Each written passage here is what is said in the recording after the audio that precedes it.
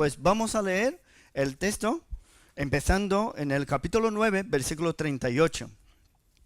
Dice así: a causa pues de todo esto, nosotros hacemos fiel promesa. Y la escribimos, firmada por nuestros príncipes, por nuestros levitas y por nuestros sacerdotes. Los que firmaron fueron Nehemías, el gobernador, hijo de Acalías, y Sedequías, Seraías, Azarías, Jeremías, Pasur, Amarías, Malquías, Atús, Sebanías, Maluc, Arim, Meremot, Obadías, Daniel, Ginetón, Baruch, Mesulam, Abdías, Mijamín, Maasías, Bilgai y Semaías. Estos eran los sacerdotes.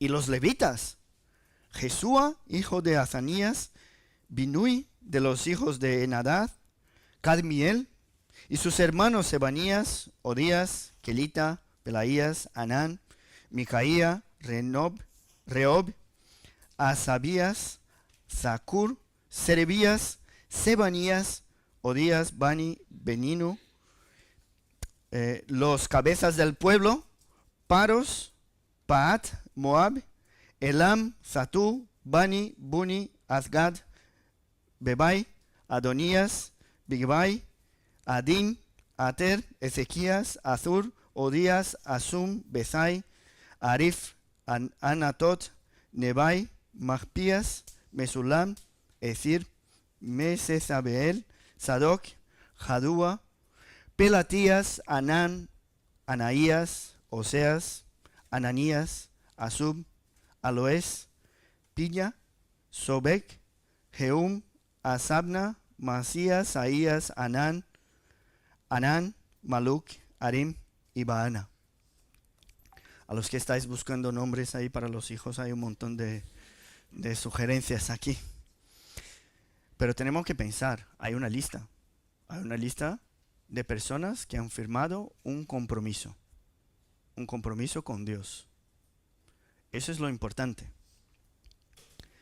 Dice, sigue el texto: y el resto del pueblo, los sacerdotes, levitas, porteros y cantores, los sirvientes del templo y todos los que se habían apartado de los pueblos de las tierras a la ley de Dios, con sus mujeres, sus hijos e hijas, todo el que tenía comprensión y discernimiento, se reunieron con sus hermanos y sus principales para protestar y jurar que andarían en la ley de Dios, que fue dada por Moisés, siervo de Dios, y que guardarían y cumplirían todos los mandamientos, decretos y estatutos de Jehová nuestro Señor. Dice, y que no daríamos nuestras hijas a los pueblos de la tierra, ni tomaríamos sus hijas para nuestros hijos.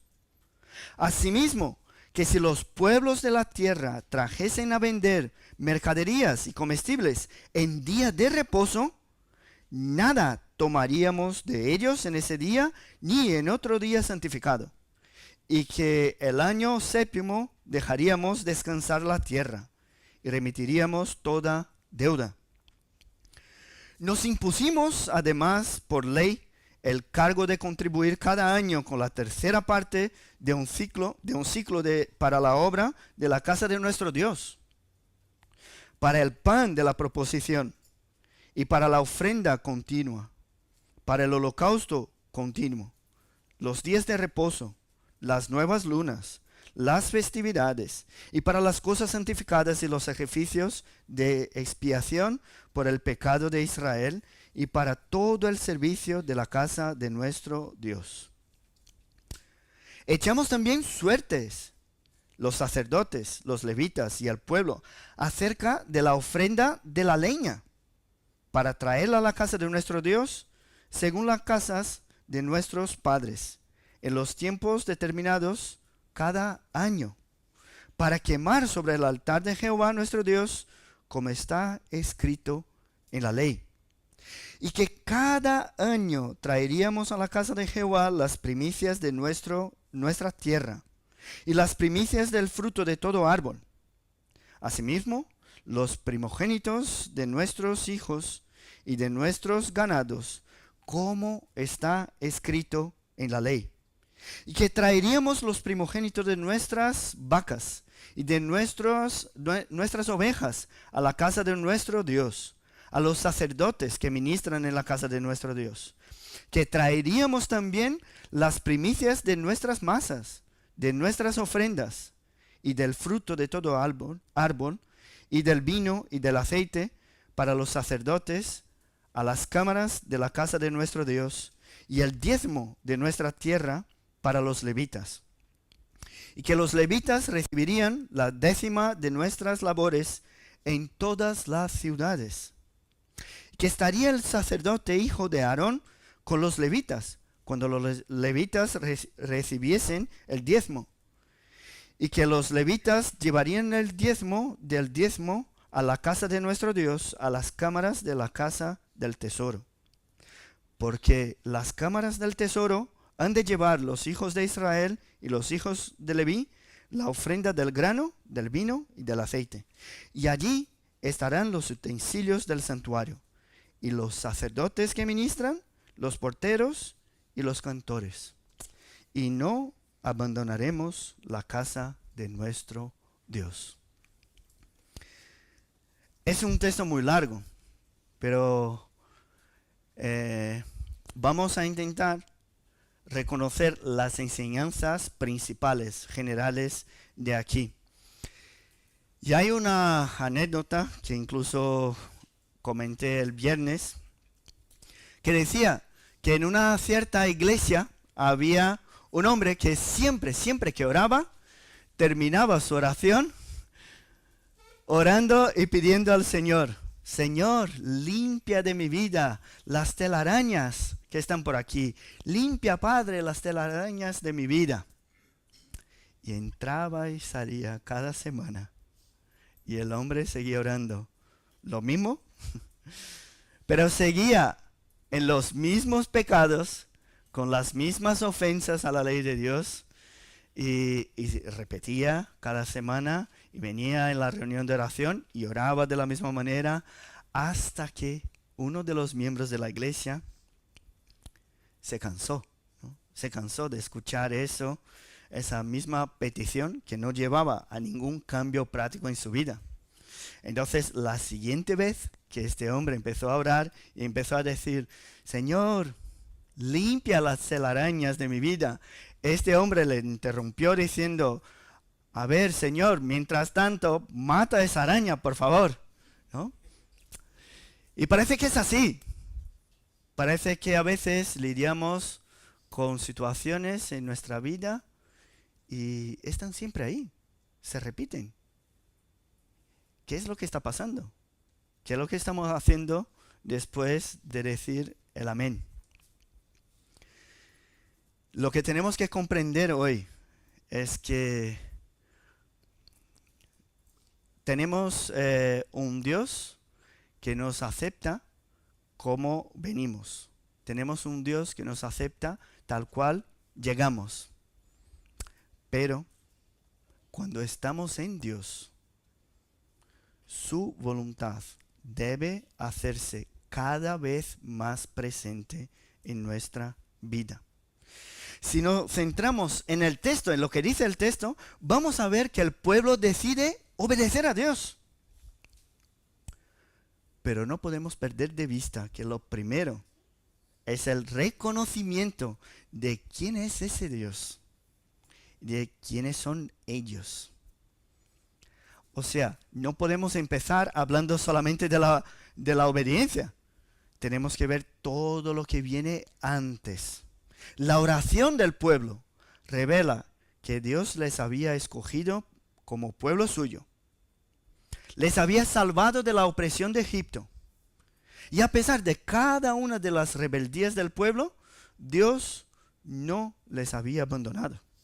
Incluso cuando la rebelión fue hasta el punto de provocarle a ira de Dios, Dios les corrigió, incluso por medio de las manos de los enemigos, pero una y otra vez era su misericordia que estaba presente para recibir al pueblo arrepentido.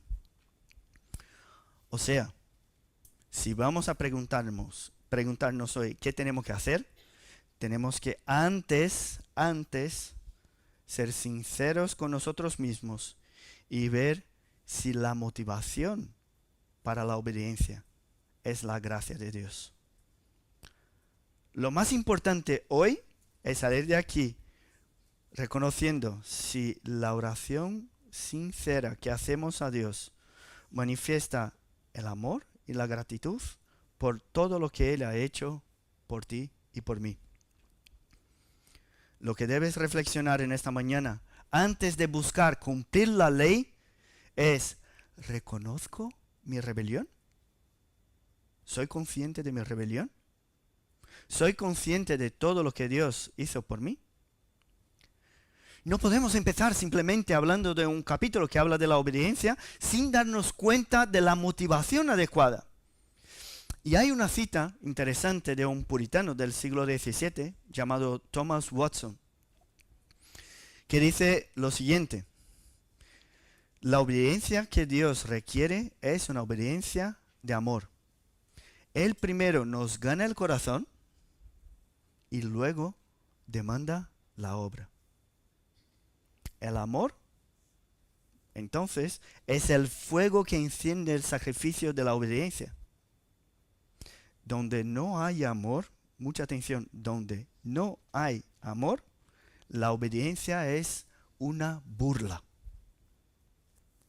Dios acepta la ofrenda, pero primero mira al corazón. Quiere que la obediencia sea no solo un deber, sino un tributo de amor. Hermanos, si no cuidamos de la motivación en obedecer, puede que la obediencia nos deje tan cegados como estaban los fariseos en los tiempos de Jesús.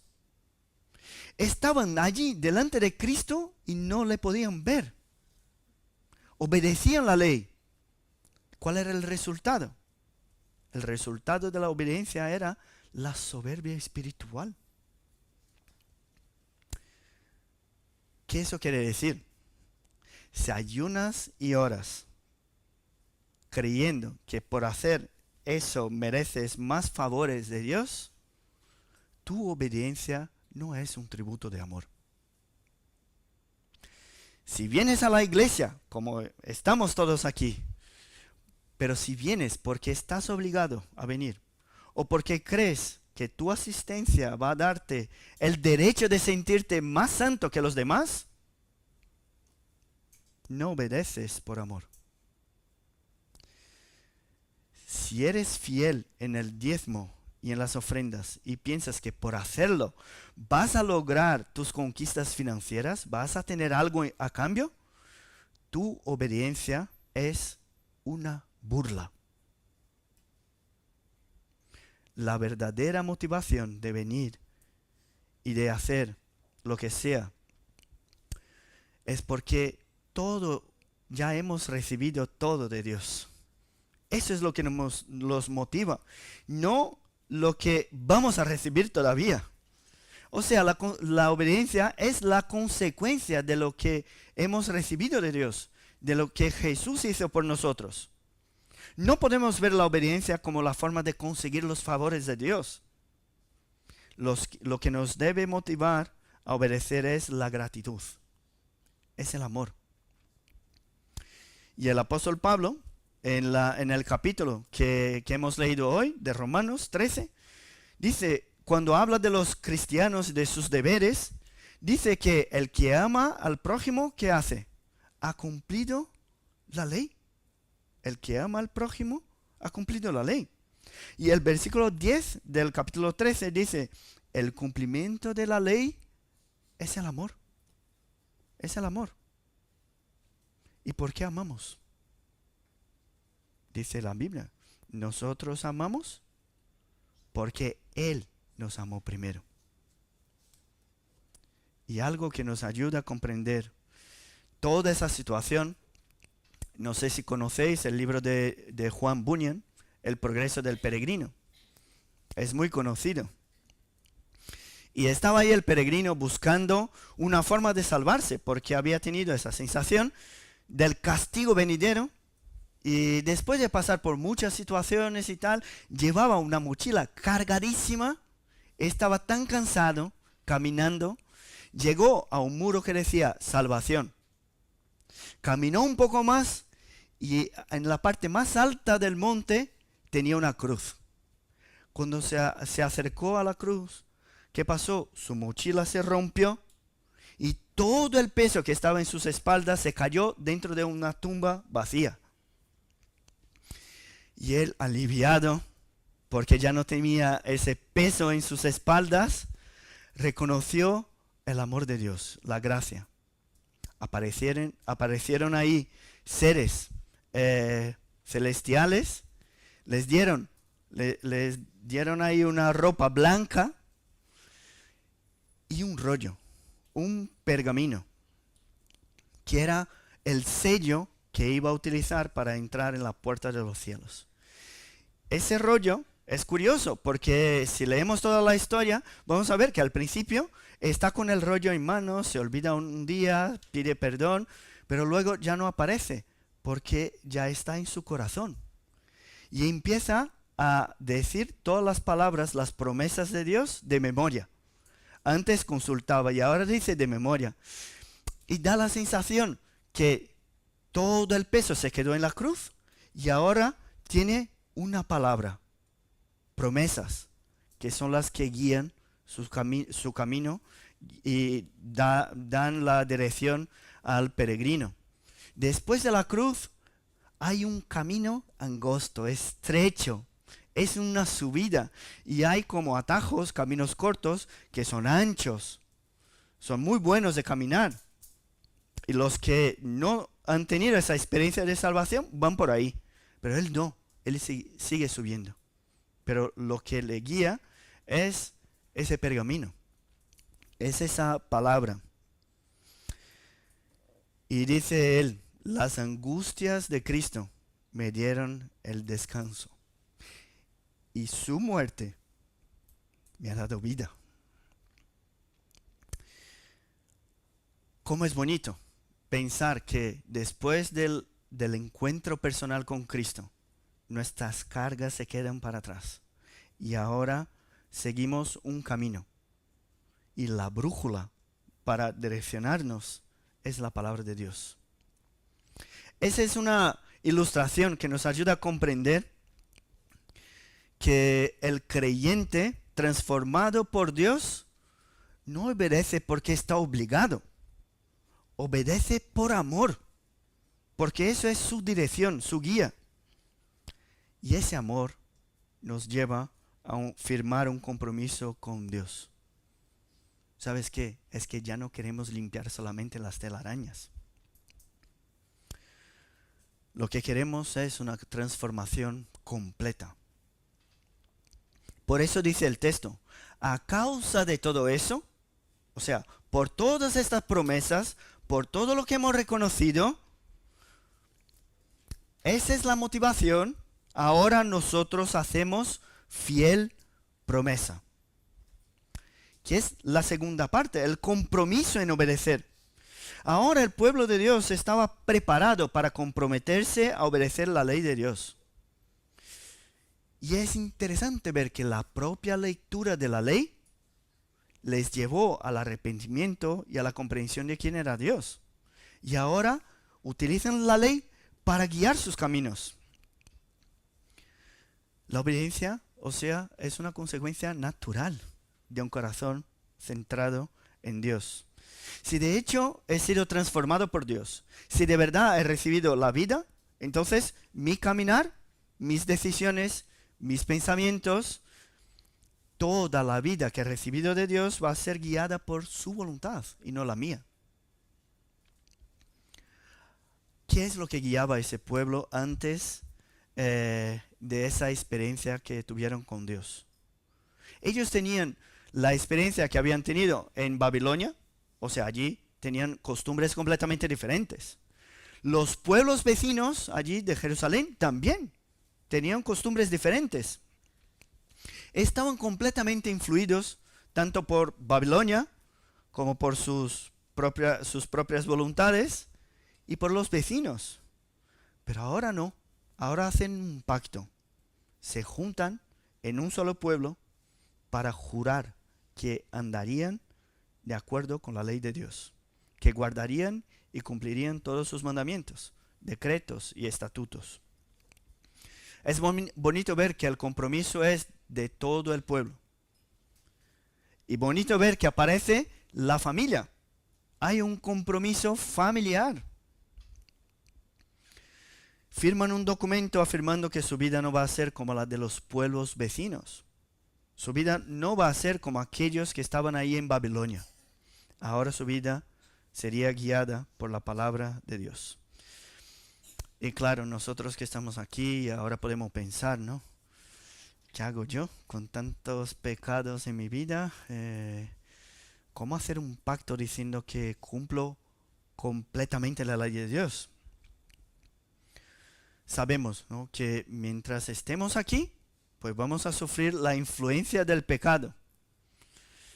Lo que hacen aquí no es un compromiso de nunca jamás pecar, sino un compromiso de ser guiados, de utilizar la palabra de Dios como la regla máxima en su vida. Eso quiere decir que la excusa de hacer porque todo el mundo hace no es válida. Decir hoy que hago algo porque es la costumbre de mi pueblo,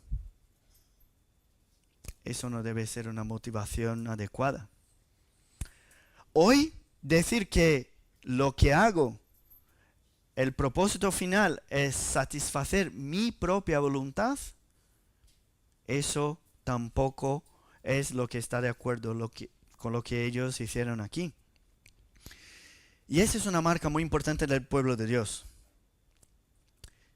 Lo que tienes que mirar en tu corazón hoy, en tus decisiones, es lo siguiente. Tu preocupación hoy mismo está centrada en hacer la voluntad de Dios. Cuando miras hacia tu corazón, lo que ves es un deseo grande de cumplir la ley de Dios. Y voy a daros un ejemplo muy común que nos ayuda a evaluar nuestro corazón. Mira, si lo que te hace feliz es tener el control de toda la situación, si lo que te hace feliz es que tus planes sean realizados, si lo que buscas es que tus voluntades sean hechas, es que tu ego sea masajeado, ya sabes quién es tu Dios. Eres tú mismo. Mucha atención. Formar parte del pueblo de Dios no es lo mismo que ir a la iglesia. No es lo mismo. Formar parte del pueblo de Dios no es cumplir algunas tradiciones y costumbres. No es eso. Formar parte del pueblo de Dios no es estar en Jerusalén. Tampoco es ser descendiente sanguíneo de Abraham. No es porque lees la Biblia y oras que eso te hace pueblo de Dios. El pueblo de Dios es el pueblo que es guiado por la voluntad de Dios, guiado por sus mandamientos. Es eso lo que te hace pueblo de Dios. Dijo incluso Jesucristo, el que me ama, ¿qué hace? Guarda mis mandamientos. Si lo más importante de tu vida es Jesús, la consecuencia natural es el compromiso con su santa ley. Vas a leer la Biblia y vas a ver que ella es la brújula que necesitas para guiar tu vida. Vas a hablar con Dios en oración, reconociendo que Él es la prioridad de tu vida. Vas a venir a la iglesia porque sientes lo bueno y lo agradable que es vivir en comunión con los hermanos. Es en esa comunión que Dios envía bendición y vida eterna. ¿Sabes por qué? El hermano de allí, de la oración, pidiendo que el Señor le limpiara las telarañas seguía repitiendo la misma oración sin que su vida fuese cambiada. ¿Por qué? Porque hay algo dentro de su corazón que sigue gobernando sus decisiones. Ese algo no es el Señor. ¿Cuántas veces oramos a Dios pidiéndole que cambie la situación? Pero no nos damos cuenta de que el que debe ser cambiado es nuestro corazón. Pedimos a Dios que obre en nuestra vida, pero no nos damos cuenta de que lo que Él quiere es que nuestro corazón esté agradecido por todo lo que Él es, por todo lo que Él hace, y en respuesta a ese amor sin medidas, que caminemos en sus mandamientos. Eso es lo que quiere. Y ojo, si la obediencia no viene de un corazón centrado en Dios, entonces cumplir la ley no deja de ser un legalismo. Ahora, si lo que anhelas hoy es agradar a tu Padre Celestial, cada una de tus actitudes en contra del mundo, en contra de tus deseos egoístas, en contra de tu propia cultura, de tu tradición, será un motivo de mucha alegría. No lo contrario, de mucha alegría. Si os preguntara ahora mismo, ¿quién quiere permanecer constantemente en el amor de Dios? ¿Quién me diría que sí? ¿Quién quiere? Muchos quieren, ¿verdad? Marcelo, muy bien. Muchos quieren permanecer constantemente sintiendo el amor de Dios.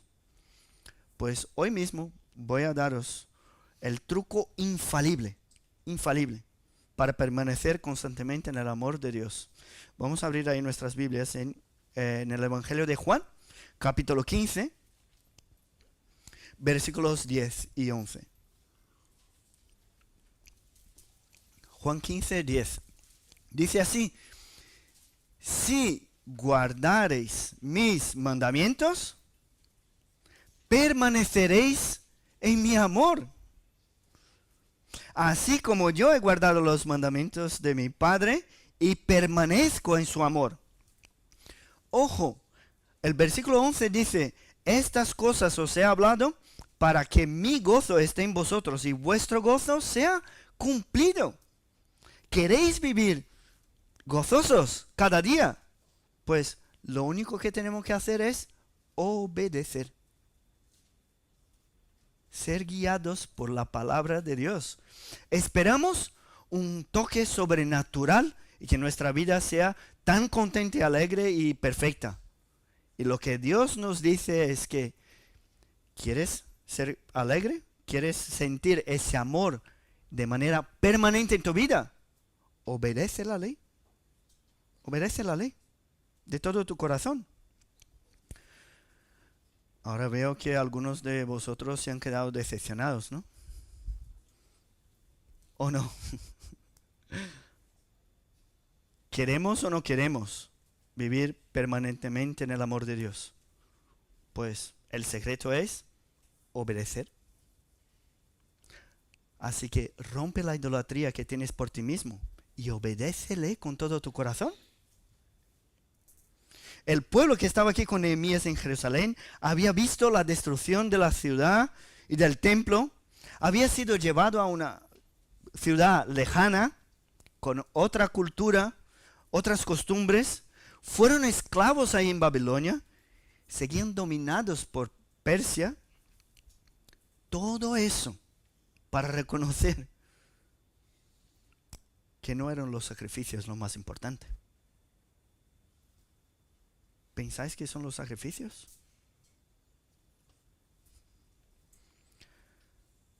Dios no quería que fuesen un pueblo que cumple los ritos. No era la sangre de Abraham. No era el templo un amuleto sagrado que les protegería. Estaba destrozado. Lo que Dios requiere de su pueblo es la grata obediencia. Obedecer con gratitud. ¿Qué es lo que Dios espera de ti y de mí? Que seamos prósperos, que tengamos un trabajo maravilloso que nos traiga mucho orgullo, que todos nuestros emprendimientos aquí en esta tierra sean un suceso? Hablando de la iglesia, que la iglesia tenga un local grandísimo con un montón de gente. No. ¿Sabe lo que Él requiere de mí y de ti? Que seamos fieles. Fieles. Porque nuestra fidelidad revela que lo que hay dentro de nuestro corazón es un deseo incontrolable de agradarle a Él. Así que lo primero que tenemos que hacer es evaluar la motivación de mi corazón. La obediencia debe ser la consecuencia de un corazón agradecido a Dios y que le ama por encima de todas las cosas. Y después del amén, tenemos mucha tarea. Porque el amor a Dios nos lleva a guardar sus mandamientos, buscar su voluntad en nuestra vida. Pero no podemos parar por ahí. Debemos analizar nuestra vida e identificar pecados específicos. O sea, obedecer no es una teoría, es algo totalmente práctico. Por eso, ahora tenemos que poner nombres a los bueyes. Nombres. Y en el caso del pueblo, si fijaos ahí, si nos fijamos aquí en el texto, ese pueblo de la reconstrucción, el que estaba con Nehemías, en su caso, identificaron algunas situaciones que les saltaban a los ojos. Detalles que para ellos eran los más críticos. Y el primero fue el yugo desigual. El yugo desigual. Dice ahí en el versículo 30. No daríamos nuestras hijas a los pueblos de la tierra, ni tomaríamos sus hijas para nuestros hijos. Entonces, lo primero que vieron es, la obediencia a Dios lleva a una separación total del mundo.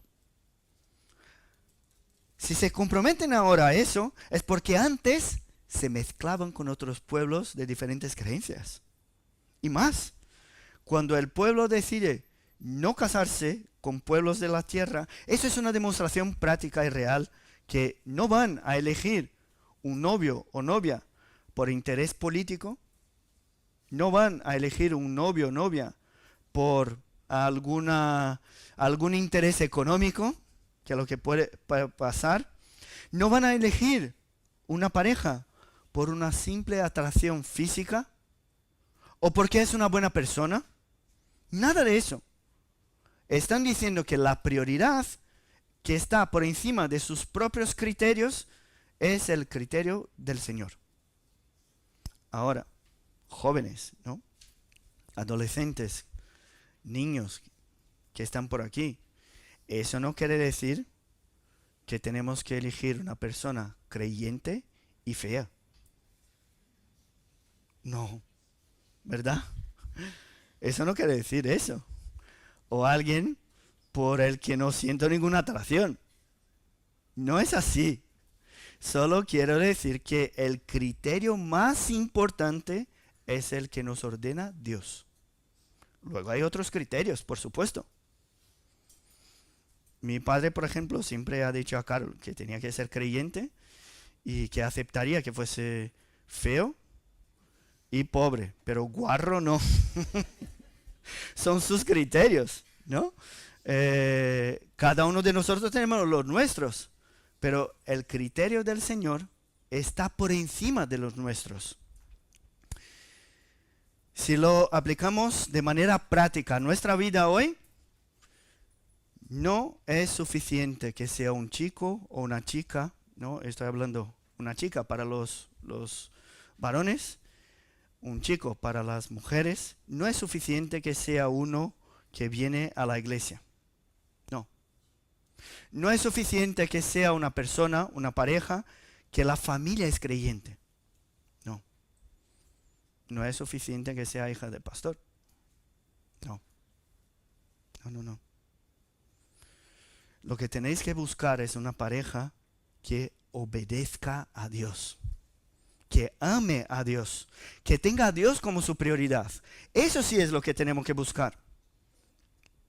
Y esa fue una de las aplicaciones específicas que nombraron cuando se comprometieron a obedecer. Era lo que más llamaba la atención, lo que les separaría de los pueblos vecinos.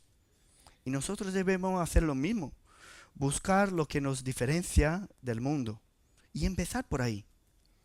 Pero cita y nombra el segundo detalle de la ley que enfatizaron aquí fue guardar el día de reposo. Dice el versículo 31, asimismo que si los pueblos de la tierra trajesen a vender mercaderías y comestibles en día de reposo, nada tomaríamos de ellos en ese día, ni en otro día santificado. Y que el año séptimo dejaríamos descansar la tierra y remitiríamos toda deuda. ¿Sabe qué pasa? Ellos vivían entre pueblos impíos. Gente que tenía los 7 días de la semana de manera igual. Trabajaban igual, sin tener ninguna diferencia. Y seguramente entre el pueblo de Dios habían comerciantes también. ¿Y qué hacían? Pues trabajaban también como los demás vecinos y negociaban todos los días de la semana. Ya no había un día apartado para el Señor. Pero ahora que reconocieron la santidad de Dios, la importancia de la ley, la necesidad que ellos tenían en obedecer, ahora sí decidieron con el corazón agradecido obedecer la ley y guardar el día del Señor. Unos pueden pensar, es que les sobraba mucho dinero, por eso podrían dejar de trabajar un día, ¿no? Podemos ver en los últimos versículos, ellos tenían necesidades. Vivían aplastados por los impuestos de Persia. La decisión no fue financiera, no fue. La decisión no fue porque era lo más cómodo de hacer, ya que todos hacían eso. No, la decisión fue porque confiaban en las promesas de Dios. Hay un cambio completo de prioridades. Sus actitudes ahora estaban centradas en agradar a Dios. Tanto era ese reconocimiento de las prioridades que si miramos nuestro texto, el capítulo 10, desde el versículo 32 hasta el final, versículo 39, el pueblo cita 9 veces la frase, la casa de nuestro Dios. Es tan bonito ver. Ahora están centrados en las prioridades del reino. Ahora están mirando hacia la casa de su Dios. Hablan del impuesto del templo, hablan de la ofrenda, de la madera para el fuego del altar, que se quedaba encendido constantemente. Hablan de traer las primicias, de dar a Dios lo primero, lo mejor, y hablan de los diezmos. ¿Y sabe lo que veo aquí? Gozo en traer las cosas a la casa del Señor. Se turnaban para hacer lo que tenían que hacer. Hay alegría en cumplir los mandamientos que hablan del cuidado hacia las cosas del Señor. Y yo no solemos hablar mucho aquí de diezmos y ofrendas, pero yo doy gracias al Señor porque aquí en nuestra iglesia, aunque no haya menciones constantes del diezmo y de las ofrendas, es evidente por el informe financiero que tenemos que la gran mayoría de nuestras familias son fieles y ofrendan con alegría y con generosidad. Es muy bonito ver eso. Y Dios recibe nuestra ofrenda. Pero antes de recibir nuestra ofrenda, Él mira hacia nuestro corazón. Dice la palabra de Dios que Él ama al que da con alegría. Él ama al dador alegre. La motivación del corazón es lo más importante. Hemos recaudado una donación a una misionera, Lía, y esta semana la enviamos 200, una buena cantidad en euros. Y no sé si os acordáis, ya hemos donado a gente de Colombia, a gente de Marruecos. ¿Sabes qué eso quiere decir? Que nuestros recursos financieros están llegando a lugares lejanos de aquí y las personas allí dan glorias al Señor por medio de nuestro recurso financiero. ¿Eso no es maravilloso? Saber que utilizamos bienes pasajeros para traer frutos eternos es maravilloso. Si podemos hacer eso, ¿por qué no vamos a hacer? Es bonito ver cómo termina ese capítulo. Dice así: el pueblo ahora con el corazón transformado totalmente por Dios, en la última frase de nuestro texto dice: no abandonaremos la casa de nuestro Dios. No sé si podéis ver. La obediencia no es una idea, una filosofía. No, la obediencia son actitudes. Nuestra fe debe cambiar la forma como vivimos, lo que hablamos, cómo actuamos con los demás. Debe cambiar nuestras finanzas. Porque si queremos permanecer constantemente en el amor de Dios, ¿qué debemos hacer? Obedecer sus mandamientos. Por tanto, si decimos que amamos a Dios de todo nuestro corazón, si decimos que Él está por encima de todas las demás cosas, lo que tenemos que hacer después del amén es obedecerle. Si hoy me dices que crees en Jesús como tu Salvador, pero no le aceptas como tu Señor, Él no gobierna tu vida, tengo que informarte que tu corazón sigue en rebelión en contra de Dios.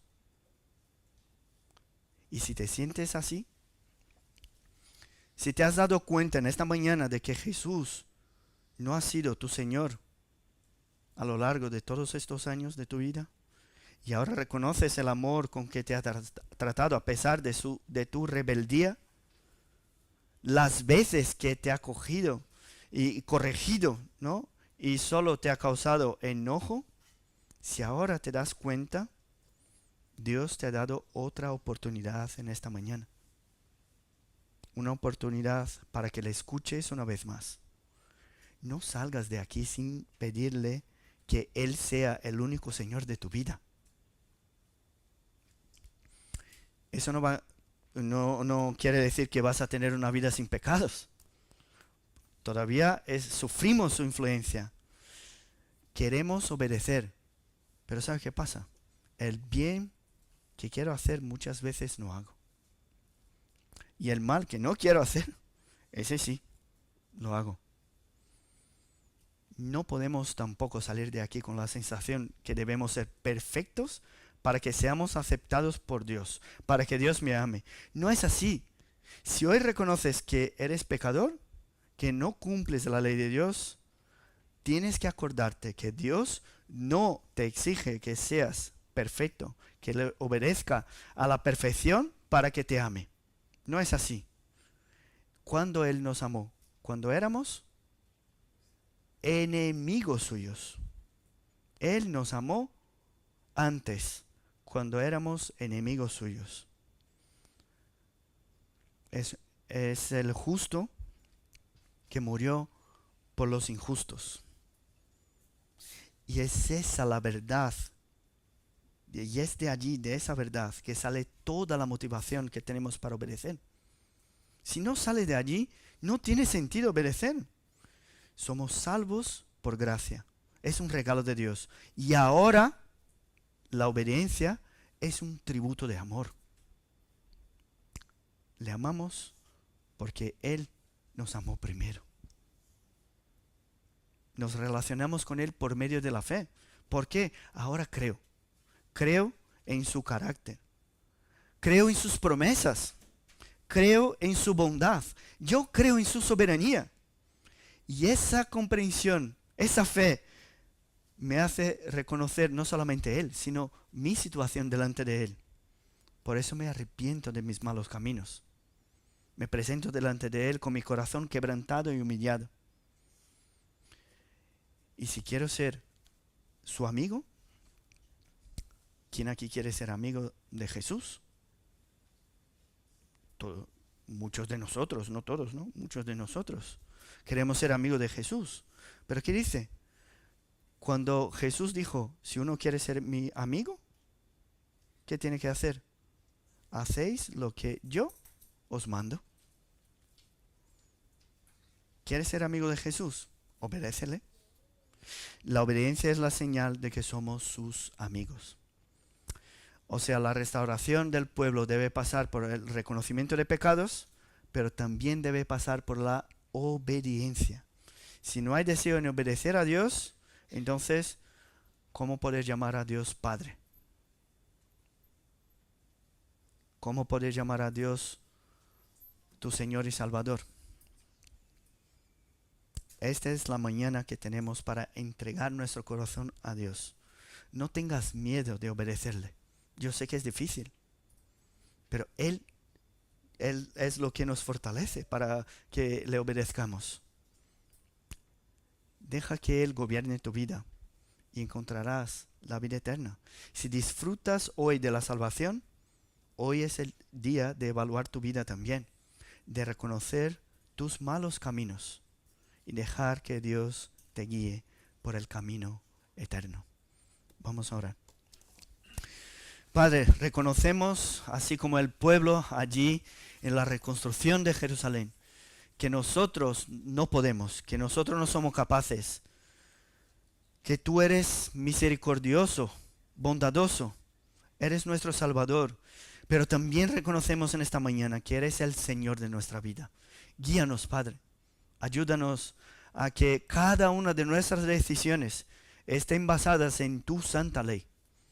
Quita de nosotros el orgullo, el egoísmo, la idolatría de nosotros mismos, para que seamos gobernados por tu voluntad. Te pedimos, Padre, por cada familia aquí representada.